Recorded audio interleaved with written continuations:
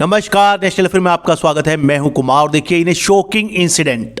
एक Indian American researcher जिनका नाम था सुचिर बालाजी, ये जुड़े हुए थे ओपन एआई नाम की कंपनी से। ओपन एआई का नाम आप सब लोगों ने सुना ही होगा, जिसने चैट जीपीटी नाम का चैटबॉट बनाया है और जो आज पूरे वर्ल्ड में काफी फेमस है। भारतीय मूल के सुचिर बालाजी का ओपन एआई के चैटबॉट को क्रिएट करने में बहुत बड़ा रोल था। रिसेंटली वो अपने सैन फ्रांसिस्को के अपार्टमेंट में मृत पाए गए और ये एक शॉकिंग इंसिडेंट है क्योंकि उनके मौत कई सवाल खड़े करती है। हालांकि चीफ मेडिकल एग्जामिनर का कहना है कि 26 साल के सुचिर बालाजी ने सुसाइड किया है according to the initial investigation.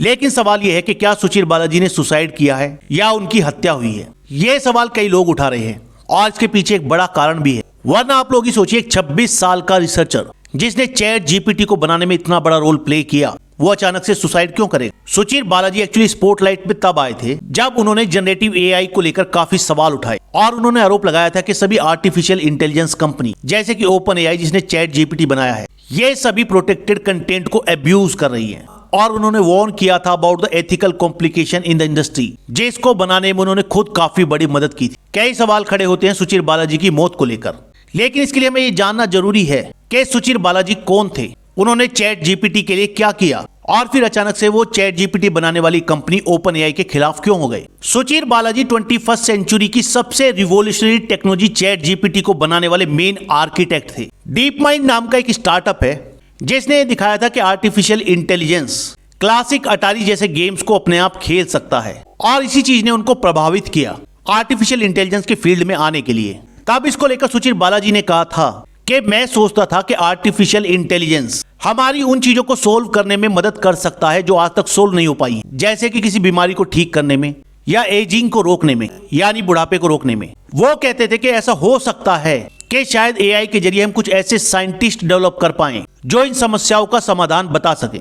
तब वो बर्कले के यूनिवर्सिटी ऑफ कैलिफोर्निया में एक कंप्यूटर साइंस स्टूडेंट थे और फिर इसी के बाद उन्होंने न्यूरल नेटवर्क, जो एक मैथमेटिकल सिस्टम है, उसको डेवलप करना स्टार्ट किया। न्यूरल नेटवर्क का मतलब ये है कि कैसे कंप्यूटर टेक्नोलॉजी डिजिटल डेटा को एनालाइज करके स्किल्स को सीख सकती है। यही होता है एग्जैक्टली आर्टिफिशियल इंटेलिजेंस में। 2018 में उन्होंने ओपन एआई कंपनी में इंटर्नशिप की और 2020 में उन्होंने इस कंपनी को ऑफिशियली ज्वाइन किया। सुचिर बालाजी ने ओपन एआई कंपनी को अपने 4 साल दिए जहां पर वो काम कर रहे थे as an artificial intelligence researcher. और इसी दौरान एक प्रोजेक्ट के अंडर उन्होंने enormous amount of internet data organize किया जो ओपन एआई कंपनी यूज करती थी अपने चैट जीपीटी को बनाने के लिए। आप लोगों को मालूम है चैट जीपीटी को डेटा क्रिएट नहीं करता है, जो डेटा उसे फीड किया जाता है उसी के बेसिस पर आपको वो आंसर देगा। हालांकि तब सुचिर बालाजी ने ये नहीं सोचा था कि जिस इंटरनेट डेटा को ओपन एआई कंपनी यूज कर रही है चैट जीपीटी को सिखाने के लिए, क्या ओपन एआई कंपनी के पास इसका लीगल राइट है। और उनको लगा था कि open AI company freely internet data को यूज कर सकती है,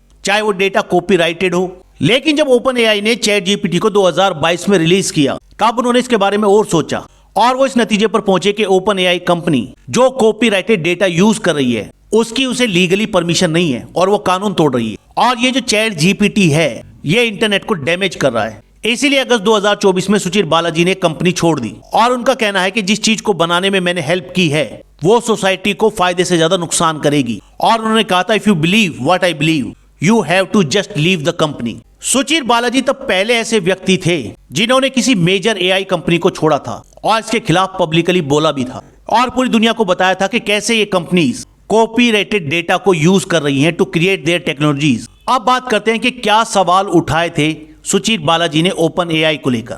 उनका कहना था कि जो ओपन एआई कंपनी है या कोई भी आर्टिफिशियल इंटेलिजेंस कंपनी है, वो इंटरनेट पर अवेलेबल किसी भी कॉपीराइट डेटा को यूज करती है विदाउट प्रॉपर कंसेंट।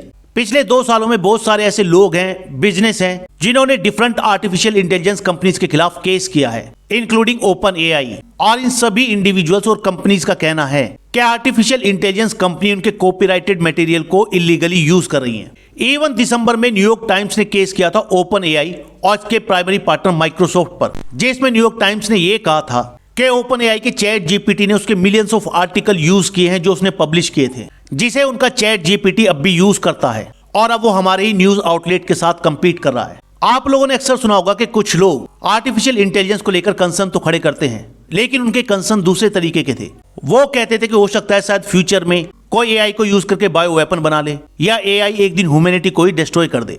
लेकिन सुचिर बालाजी का मानना कुछ और था। वो मानते थे कि थ्रेट्स आर मोर इमीडिएट। उनका कहना था कि ChatGPT and other chatbots are destroying the commercial viability of individuals, businesses and internet services, जो डिजिटल डेटा क्रिएट करते हैं और ये कंपनी उन्हें यूज करते हैं अपने एआई सिस्टम को ट्रेनिंग देने के लिए। सुचीर बालाजी ने इसको लेकर द न्यूयॉर्क टाइम्स को एक इंटरव्यू दिया था और तब उन्होंने बताया कि कैसे GPT-4 किसी भी डेटा की कंप्लीट कॉपी बनाता है। Once that data is replicated तो ओपन एआई कंपनी अपने सिस्टम को ट्रेन कर सकती है, या तो उसकी आइडेंटिकल कॉपी बनाने के लिए या बिल्कुल एक नया आउटपुट क्रिएट करने के लिए। हकीकत यह है कि कंपनीज अपने सिस्टम को सिखाती हैं कि कुछ ऐसा क्रिएट कर दो जिससे कि ये उस डेटा की कॉपी ना लगे, और इसलिए कोई भी आउटपुट एग्जैक्ट कॉपी नहीं लगता, लेकिन उसमें कुछ नया भी नहीं होता।